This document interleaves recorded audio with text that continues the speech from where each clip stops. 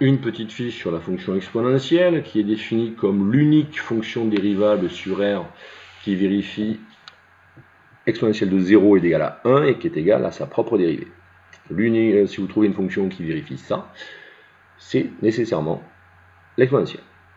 Donc avant de partir sur le graphique, les propriétés importantes de l'exponentielle sont que pour tout x, déjà elle est définie pour tout x réel, elle prend ses valeurs sur R, elle est strictement positive, elle ne s'annule jamais, elle est même strictement positive. C'est un grand atout pour elle et sa dérivée est égale à elle-même. Vous verrez l'année prochaine, lorsque vous étudierez notamment les équations différentielles et plein d'autres fonctions, que c'est des propriétés qui sont importantes. Le fait qu'elle soit égale à sa propre, que sa dérivée soit égale à elle-même et qu'elle soit strictement positive fait que la fonction exponentielle est strictement croissante. Le fait d'être égal à sa dérivée aussi fait que c'est une fonction extrêmement rapide. Vous avez sûrement vu et compris, par rapport à tous les exercices qu'on a fait, que l'exponentielle est prépondérante sur toutes les autres fonctions que vous connaissez. Vous avez le tableau de variation en haut à droite, avec certaines valeurs, notamment qu'en 0, elle vaut 1, en 1, elle vaut E, naturellement, et sa limite en moins l'infini, c'est 0. La limite en plus infini, c'est plus infini, mais retenez que c'est l'infini qui est extrêmement fort, de par sa prépondérance sur les autres fonctions. Le fait que sa limite en moins l'infini soit 0 veut dire que c'est l'axe des abscisses qui est asymptote à la courbe en moins l'infini. Si vous voyez l'exponentielle et la fonction logarithme comme des fonctions réciproques, il est tout à fait normal que l'axe des ordonnées soit asymptote au logarithme et que l'axe des abscisses soit asymptote à l'exponentielle par la symétrie par rapport à la première bisectrice d'équation y égale x.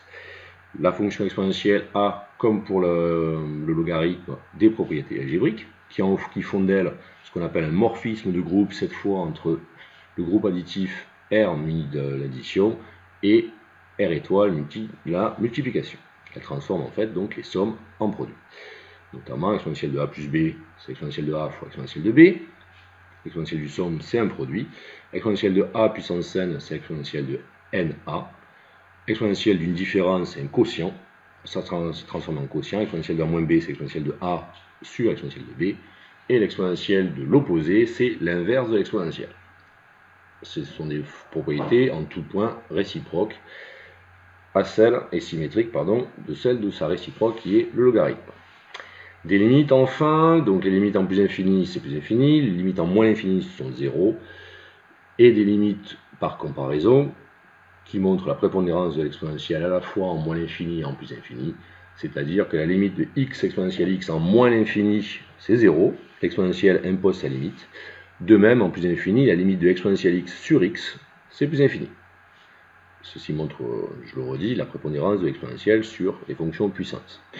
Enfin, la dérivée d'une composée, u doit simplement être une fonction dérivable, on n'a pas de coïncidence de signe comme pour le logarithme, et la dérivée d'exponentielle u, c'est u' exponentielle u. Je vous ai mis en bas les quelques premières décimales de e, à connaître par cœur. E est comme pi, un nombre irrationnel transcendant à de grandes propriétés mathématiques.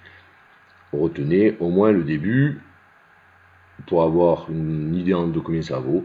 E, c'est à peu près 2,7 et remarquez qu'après les décimales qui suivent, on a 2 fois 18, 28, 18, 28 répétés.